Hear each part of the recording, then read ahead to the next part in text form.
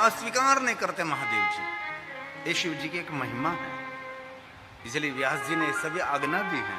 शिव व्रतानि शिव व्रतानि सततं कुरु यत्नेन सादरम्।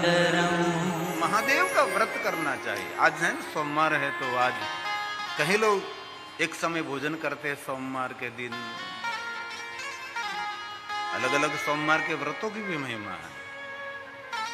और लक्ष्मी जी को सोमवार के दिन शिव जी मिले थे, और ये सोमवार शिव जी का स्वरूप है, सोमवार शिव जी का नहीं है। आपको तो बहुत अजीब सा लगेगा कि ये क्या बोल रहा है। सोमवार स्वयं शिव जी का रूप है, सोमवार शिव जी का नहीं है। ये सोमवार लक्ष्मी जी का है।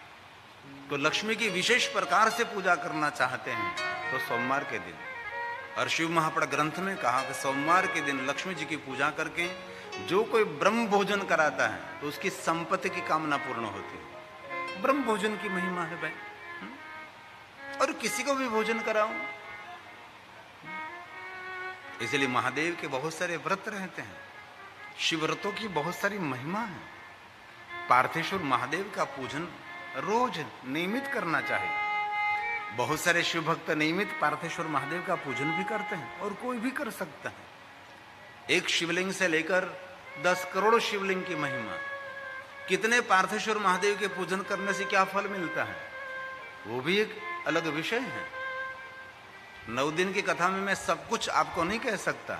9 दिन की कथा में बहुत कुछ रह जाता है। कोई कहे मैं 9 दिन की कथा 9 दिन में शिव महापुराण ग्रंथ पूर्ण कर सकूं, 9 दिन क्या 9 जन्म भी नहीं हो सकता। इतना बड़ा व्याख्यान शिव महापुराण ग्रंथ में, इतनी बड़ी महिमा शिव महापुराण ग्रंथ में है। तो सोमवार का व्रत अलग अलग पद्धति से आप कर सकते हैं। आज के दिन भगवान महादेव जी लक्ष्मी जी को मिले। तुमने बहुत बार ये कथा कही है।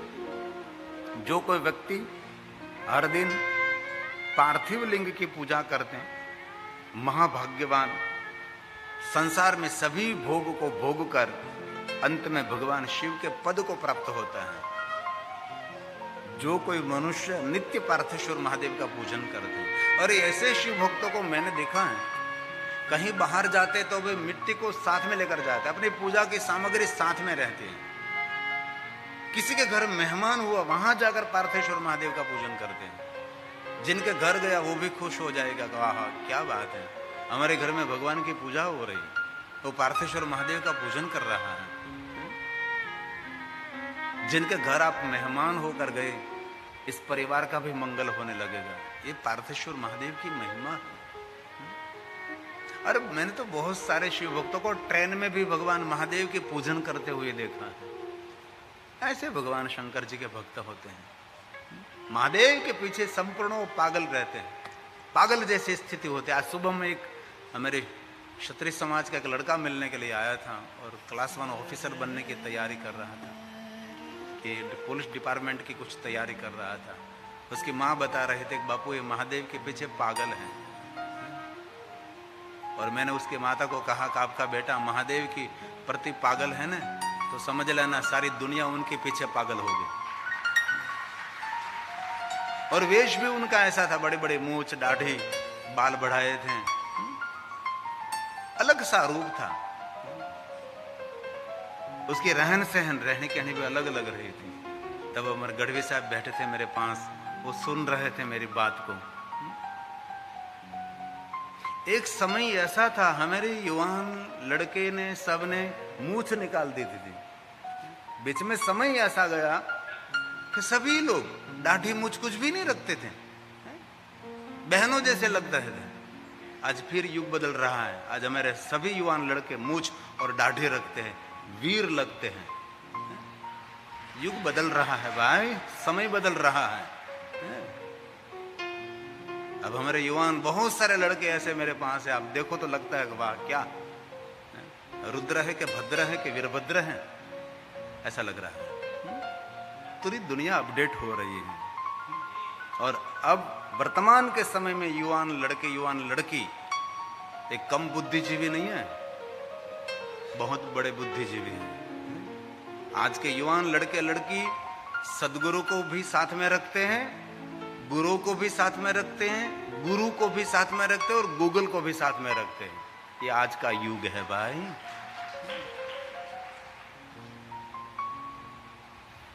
इसलिए जो कोई व्यक्ति नित्य पार्थेश्वर महादेव का पूजन करते हैं उसको संसार में सभी भोग मिलेगा, भोग का कोई विरोध ही नहीं। और अंत में भोग भोगांते शिवलोकम वापनुयात्, सभी संसार के भोग भोगने के बाद उनको महादेव का लोक मिलता। सभी श्लोक नहीं गा रहा हूं, कोई कोई श्लोक गा रहा हूं। और जिनको मोक्ष के लाभ की इच्छा हो उनको आदर पूर्वक पार्थेश्वर महादेव का पूजन करना चाहिए। जो मोक्ष के लिए जो इधर उधर भटक रहे हैं उसके लिए भगवान व्यास जी ने कहा है तो पार्थेश्वर महादेव का पूजन करें, मोक्ष मिल जाए, मोक्ष मिल जाए, मोक्ष मिल जाए। तो ये बात श्लोकों के साथ मेरे पास प्रमाण है। और कहा मिट्टी में से सुंदर शिवलिंग निर्माण करें और उस शिवलिंग की पूजा करने से निर्धनता, दरिद्रता, सब कुछ वहां से पूर्ण हो जाएगा। इसीलिए निर्धनता, दरिद्रता में से मुक्त होने के लिए भगवान शिव की पूजा करें। और कहा सुनिए जरा ध्यान से, जो कोई मनुष्य आदर और भक्ति के साथ पार्थेश्वर महादेव का पूजन नियमित करेगा उसको लक्ष्मी नहीं मिलेगी, उसको बड़ी लक्ष्मी मिलेगी, बड़ी लक्ष्मी की प्राप्ति होती है एवं वीरवान और तेजस्वी होगा जो पार्थेश्वर महादेव का पूजन करते हैं। ये बेलुरुष के नीचे पार्थेश्वर महादेव को, मैं पधरामणी में गया था तो वहां उस लोगों ने तैयारी करी थी। बेलुरुष के नीचे पार्थेश्वर महादेव की पूजा करने की विशेष एक महिमा है। और आप बुरा ना माने, मैं छोटा था तब मैं कथा सुनता था, तब वक्ता कथाओं में कहते थे कि महादेव की पूजा करने से मोक्ष मिलता है, महादेव की पूजा करने से मुक्ति मिलती है, लेकिन महादेव की पूजा करने से संपत्ति नहीं मिलती, लक्ष्मी नहीं मिलती। ऐसे लोगों को भ्रम में डालते थे। और हम तो छोटे से, हमारे पास कोई अभ्यास तो नहीं था, हम पढ़े लिखे नहीं थे, तो भाई अभी तो स्कूल में भी नहीं बैठे थे, तो हम कैसे उनके साथ प्रकार कर सके। लेकिन अभी कोई बोले, हमने पढ़ाई की, हमने खोज किया, इतना प्रचार हुआ, लोगों को शिव से दूर कर दिया, शिवालय खाली कर दिया, कोई नहीं आते थे शिवालय में, क्योंकि इतना प्रचार किया इन लोगों ने कि महादेव की साधना करने से धन, संपत्ति, लक्ष्मी, पैसा नहीं मिलता, क्योंकि उनके पास कुछ है ही नहीं। आपको क्या देंगे? रहने के लिए घर नहीं, वो शमशान में रहता है। अभी एक युवक मिला था, तो कह रहा था मुझे कि मुझे बापू मेरा घर पूरा रोक रहा है शिव भक्ति से। मैं तो क्यों रोकता है? तो कहता है तो शिव भक्ति करेगा तो वैरागी बनकर भाग जाएगा। मैं कहता हूं जो वैराग बना है उसको भी वैराग नहीं हुआ, तो तुझे शिव भक्ति करने से कैसे वैराग होगा भाई? ले जाओ मुझे आपके घर वालों के पास। मैंने कहा इस लड़का शिव भक्ति करेगा ना तो आपके कुल का उद्धार हो जाएगा, आपके पूरे परिवार का मंगल हो जाएगा, ये शिव है। लेकिन इतने गलत फहमी दुनिया में डाल दी महादेव के बारे में, शिव की भक्ति से युवान लड़के लड़की को दूर रखते थे। एक ही बात कर, अरे वहां तक मैंने सुना है कि घर में शिव महापड़ ग्रंथ नहीं रखना चाहिए, जो शिव तो शमशान के देवता हैं। तो तुझे अंतिम शमशान में नहीं जाना है? शमशान के देवता शिव हैं, तो तुझे शिव अंतिम शमशान में नहीं जाना है? ऐसी इतनी गलत फहमी वक्ताओं ने फैलाई है और किसी ने नहीं। लेकिन अब शिव जी के बारे में हम रहस्य खोल रहे हैं, और जो मैं कुछ बोल रहा हूं मेरे पास कोई ना कोई पुराण का आधार होगा। इस आधार पर मैं आपके समक्ष गाने का प्रयास करता हूं। और हमने हमारे कानों से सुना है, हम सभा में बैठे थे, इस सभा में काशी में ही सुना था हमने। काशी तो शिव की नगरी है, वहां एक त्रिवेदी ब्राह्मण प्रवचन कर रहा था महादेव के पर्व, क्योंकि मैं बैठा था इसलिए महादेव पर्व बोलेगा, तो महादेव पर बोल रहा था। और बोलते बोलते कहा शिव सब कुछ, शिव जी क्या कहते थे, शिव मोक्ष देता है, शिव मुक्ति देता है, और बहुत सारे शिव जी के बारे में कहा, और अंतिम एक पंक्ति उसने कह दिया, शिव जी कभी लक्ष्मी नहीं दे सकते, लक्ष्मी उन्हीं लाज काटे छे। खबर नहीं क्या थी गोती वो शायद मानस, लक्ष्मी शिवजी ने लाज काटे छे। हमने प्रवचन सुन लिया, लेकिन हमेरी बोलने की तो वारी आएगी ना। तब हमने कहा विष्णु भगवान ने लक्ष्मी जी को शिव भक्ति का मार्गदर्शन किया है, और विष्णु ने जैसे जैसे मार्गदर्शन किया, विष्णु भगवान ने अपने करकमलों के द्वारा स्फटिक शिवलिंग लक्ष्मी जी को दिया, और विष्णु जी ने कहा कि लक्ष्मी यह स्फटिक शिवलिंग का पूजन करो आप। और भगवान विष्णु जी ने लक्ष्मी जी को पूरी शिव भक्ति का मार्गदर्शन किया, और महादेव की भक्ति करते करते लक्ष्मी जी भगवान शिव में ओतप्रोत हो गई, और लक्ष्मी जी को शिव मिले थे, महादेव सामने प्रकट हुए थे। ये आज के दिन सोमवार के दिन प्रकट हुए थे, और महादेव ने कहा लक्ष्मी ये आज सोमवार के दिन मैं आपके सामने प्रकट हुआ हूं, ये सोमवार आपकी पूजा के लिए श्रेष्ठ रहेगा। और महादेव ने पूछा कि लक्ष्मी इस दुनिया में आपकी पहचान क्या है?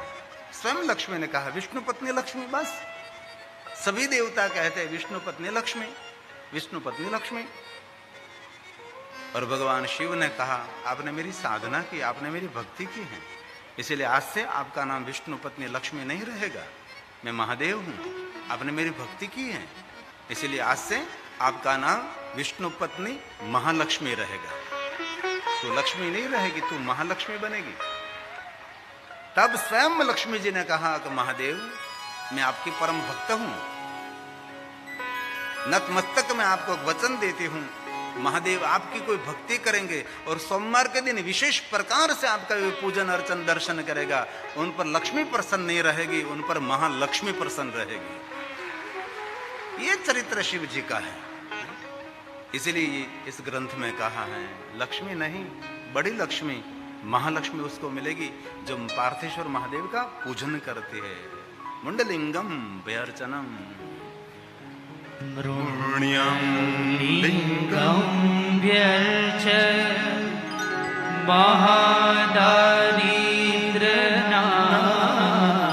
महादारिद्र्यनाशकम, सामान्य दरिद्रता नहीं, महादारिद्र्यनाशकम। अति भयंकर कोई निर्धन और दरिद्र है। और कभी अवसर मिले तो गुरु वशिष्ठ महाराज ने स्तोत्र की रचना की है, दारिद्र दुख दहनाय नमः शिवाय, पूरा स्तोत्र है। कोई निर्धन है कोई दरिद्र है तो स्तोत्र का पाठ करें। और धन निर्धन को देत सदा ही, जो कोई झांसे हो फल पाही, स्तुति कही विधि करे तुम्हारी, हरहु नाथ बचूक हमारी। ये भगवान व्यास ने गाया है। मृण्मयलिङ्गं व्यर्च महादारिद्र्यनाशकम्,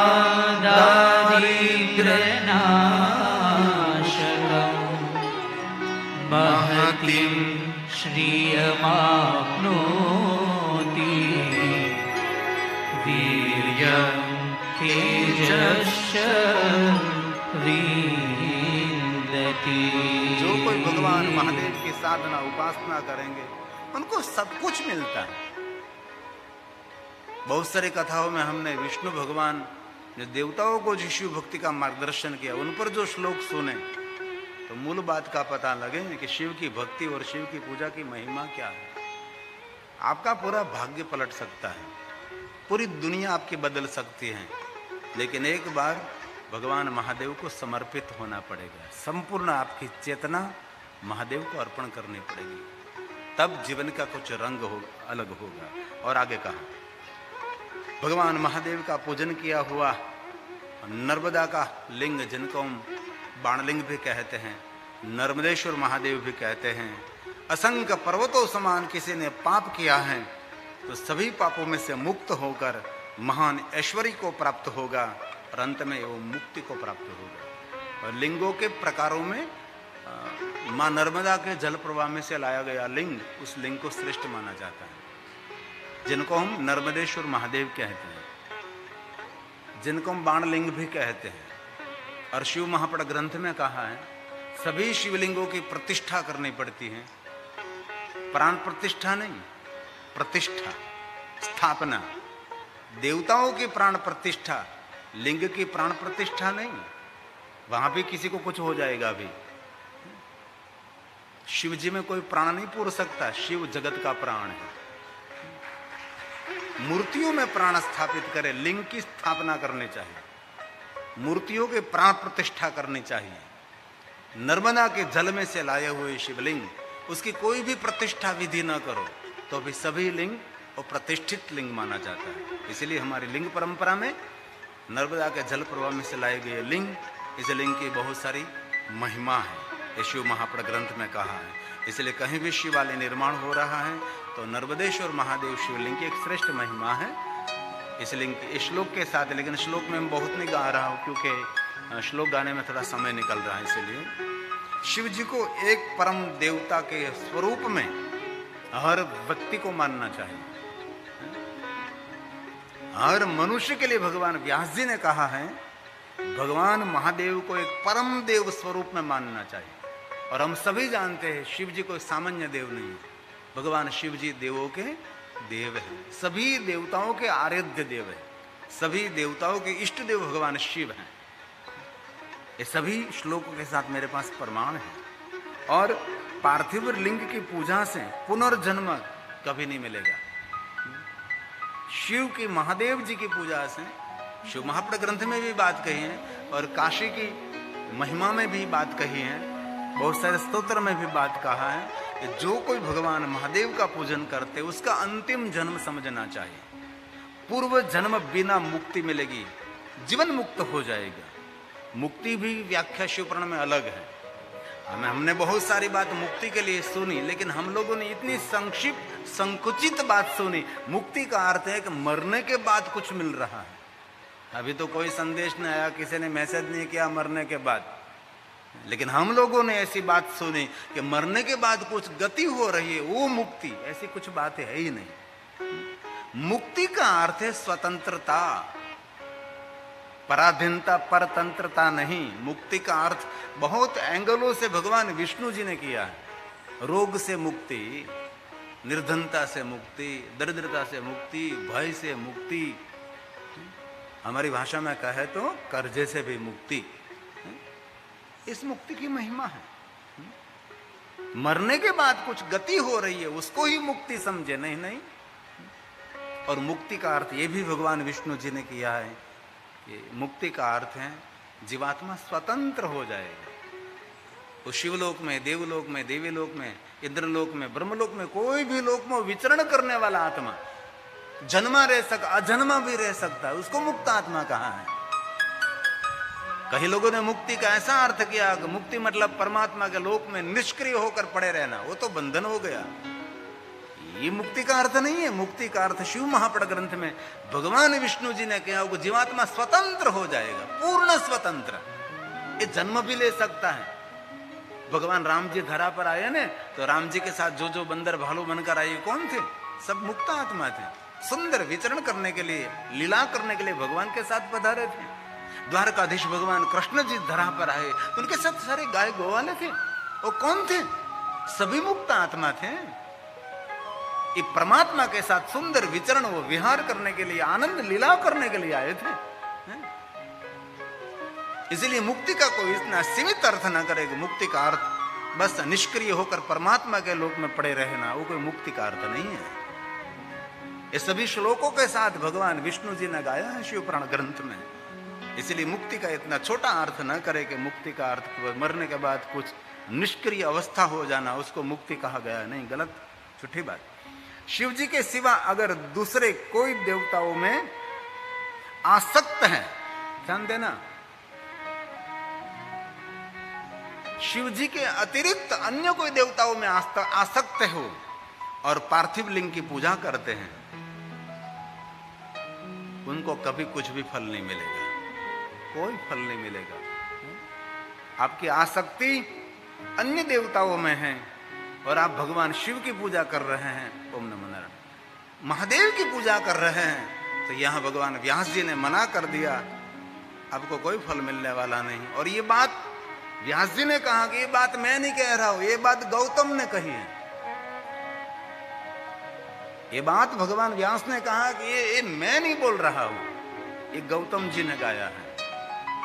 अन्य देवताओं में आसक्त होकर वो भगवान महादेव का पूजन कर रहा है, उसको कोई फल नहीं मिलता। और व्यास जी ने ऊंचा हाथ कर दिया, ये बात मैं नहीं कह रहा, ये बात गौतम जी कह रहे हैं। ये श्लोक बोलिए हम। शिवान्य देवता शक्तः शिवान्य देवता शक्तः पार्थिवं लिंगमर्चयम् न तत्फलं वाप्नोति सत्यं मिथ्याः गौतम सत्यं मिथ्याः गौतम। गौतम ने कहा है अन्य देवताओं में आसक्त हैं, लेकिन लोभ और लालच अपनी कामना की पूर्ति करने के लिए किसी ने कहा कि कर, वो करने लगा है, उसको कोई फल नहीं मिलता। जो संपूर्ण शिव जी को समर्पित हैं, इनमें भी बहुत सारे बहन भाई हो गए, संपूर्ण महादेव को समर्पित हो जाते हैं। सभी देवी देवताओं का आदर करते हैं, लेकिन हमारा प्रेम तो भगवान शिव के चरणों में रहेगा।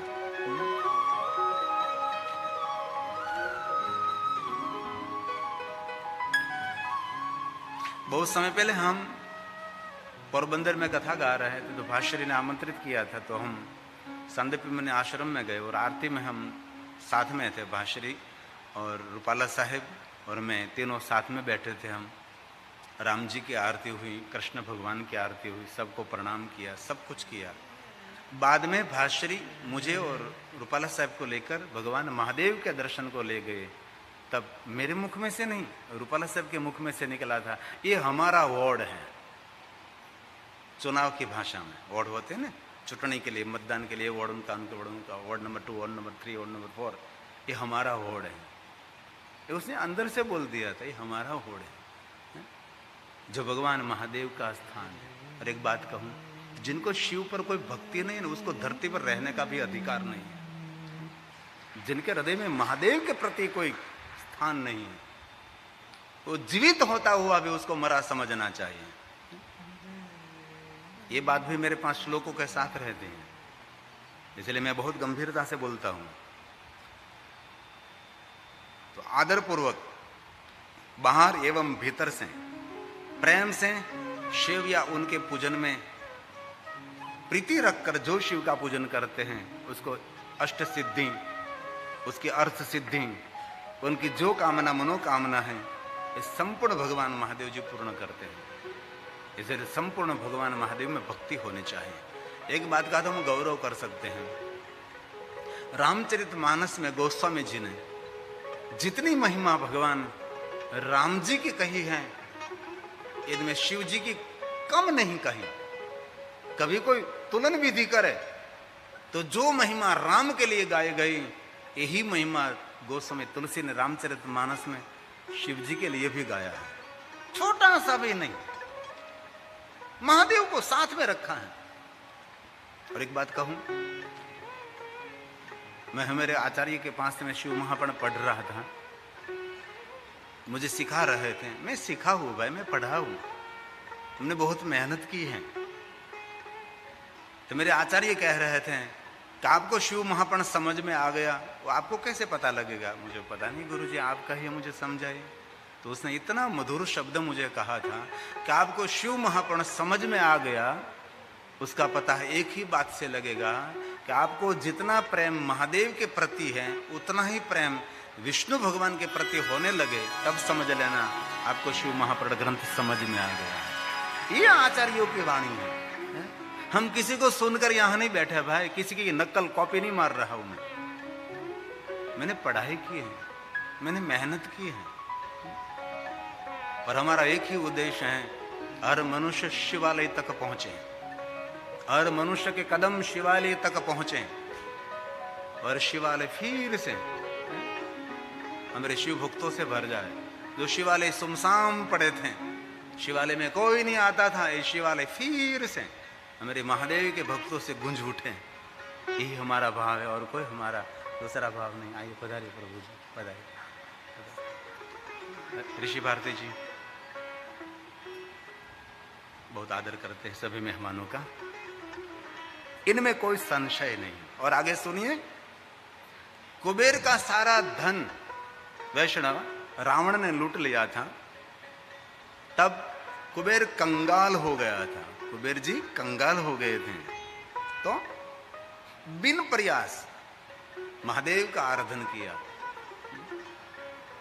कुबेर जब निर्धन दरिद्र हो गया था, क्योंकि रावण सब कुछ लूट गया था।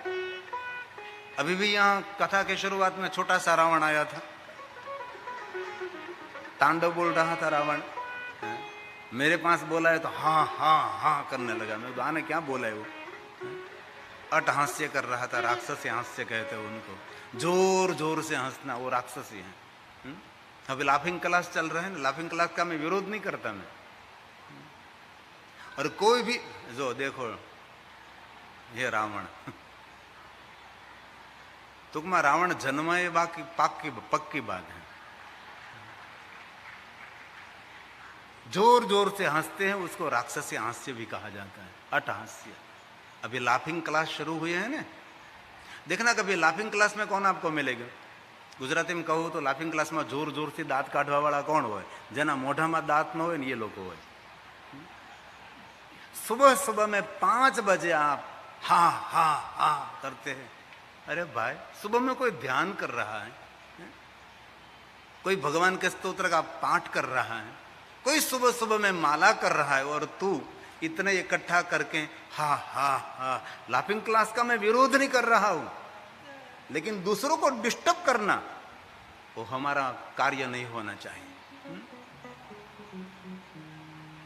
बहुत सारे मैं देखता हूं, कोई बंद कमरे में करो लाफिंग, बंद हॉल में करो लाफिंग, इतना तो दूर चले जाओ जहां आपकी आवाज दूसरों को न सुना दे, करो जाओ लाफिंग क्लास इंग्लैंड में जाकर, अमेरिका में जाकर, पता लगे सुबह में कितने लोग को डिस्टर्ब करने से क्या फल मिलता है, क्या नतीजा मिलता है। एक फटाका नहीं फोड़ सकते, आपका द्वार जोर से बंद नहीं कर सकते, आपके घर में टीवी का आवाज तेज नहीं रख सकते, ये व्यवस्था है। और लोकशाही का हम दुरुपयोग कर रहे हैं।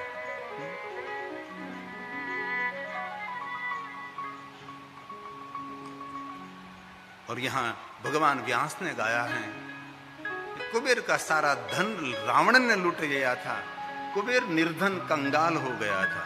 तो कहा अत्यंत दुखी होकर कहां गया था, गिरिशालय गया था। गिरिशालय का दूसरा नाम है जब गिरिजा रहती थी, माता भवानी जहां रहती थी, वहां गए थे कुबेर और महादेव का आराधन किया। फिर कुबेर लंकेश से ज्यादा अल्केश बन गया। ये शिव की भक्ति का प्रभाव है। धन वगैरह के संतुष्ट करके एक शिव में धन से और भोजन से कोई एक शिव भक्त को संतुष्ट करने से स्वयं भगवान शिव को संतुष्ट करने का फल मिलता है। कोई एक महादेव का भक्त है, कोई शिव जी का कोई भक्त है, उसको धन से और भोजन से संतुष्ट करने से स्वयं भगवान शिव जी को संतुष्ट करने का फल मिलते हैं। और स्वयं महादेव ने कहा, कोई भी जीवात्मा को कोई भी को पीड़ा आप जब दे रहे हैं, तब शिव ने कहा मुझे पीड़ा दे रहे हैं। कोई पशु पक्षी, कोई प्राणी, कोई जीव, कोई मनुष्य, जिनको आप दुख दे रहे हैं, जिनको आप पीड़ा दे रहे हैं, ये उनको नहीं पीड़ा दे रहे हैं। शिव जी ने कहा मुझे पीड़ा हो रही है। इसलिए दूसरों को सुख देना मतलब शिव जी को संतुष्ट करना, ये शिव महापड़ ग्रंथ में कहा है। क्योंकि शिवों में मुख्य शिव भक्तों को संतुष्ट करना ये श्रेष्ठ बात है। और शुद्ध भाव से जो भगवान महादेव की भक्ति करते हैं, उनको मन वांछित भगवान शंकर जी सभी फल देते हैं। शिव श्रेष्ठ को भोजन कराने से, महादेव के भक्त को भोजन कराने से भगवान शिव ने स्वयं ने कहा कि अंबिका ये शिव योगी जो संतुष्ट हो जाएगा तो मैं संपूर्ण संतुष्ट रहता हूं। इसलिए महादेव के भक्तों की भी महिमा शिव महापुराण ग्रंथ में बहुत कही है। और शिव जी ने तो वहां तक कह दिया कि कभी आपको शिवालय जाने के लिए अवसर न मिले, कहीं शिवालय न हो और कोई महादेव का भक्त है, उनका दर्शन कर लीजिए, तो महादेव ने कहा मेरा ही दर्शन हो गया। ये शिव भक्तों की महिमा भी है। लिंगोत्पत्ति श्रुता शुभा श्रुत्वा यस्या प्रभावेन दुख नाशो भवेति। भगवान महादेव का जो लिंग स्वरूपों की कथा सुनते हैं, लिंग परंपरा की कथा सुनते हैं, वो मनुष्य जीवन के सभी दुखों में से मुक्त रहेगा।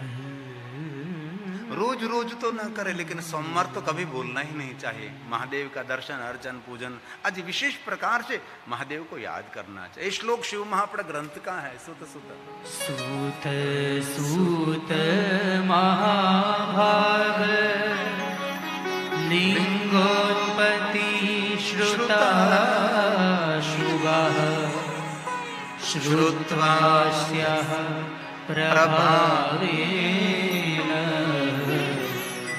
दुःख नाशो भवेदिह। दुःख नाशो भवेदिह। जो कोई मनुष्य ये भगवान महादेव के महिमा सुनते हैं, उनके लिए का वो मनुष्य जीवन के सभी दुखों में से मुक्त रहेगा। इसलिए आज के दिन, सोमवार के दिन विशेष प्रकार से भगवान महादेव का पूजन अर्चन करना, बहुत सारे स्तोत्र का पाठ भी करना चाहिए। और कुछ भी स्तोत्र कंठस्थ न हो तो पूज्य बापू ने इतना पुरुषार्थ किया, मोरारी बापू ने, कि आज घर घर तक रुद्राष्टक पहुंच गया है। पहले तो इतने लोग रुद्राष्टक बोलते भी नहीं थे। आज कोई राम भक्त हो कि कृष्ण भक्त हो कि शिव भक्त हो, सबको रुद्राष्टक कंठस्थ रहता है। इतना लोकप्रिय हुआ, इतना लोकप्रिय हुआ। पुरुषार्थी महापुरुष कहाँ है? इस बात अकाट की बात रहेगी। पहले किसी ने किया होगा पता नहीं, लेकिन वर्तमान में हम देखें तो हम सब रुद्राष्टक का पाठ सरलता से कर सकते हैं और सबको कंठस्थ भी रहते हैं। कोई भी महादेव का भक्त हो, रामचरितमानस का प्रसाद, तुलसी का प्रसाद है,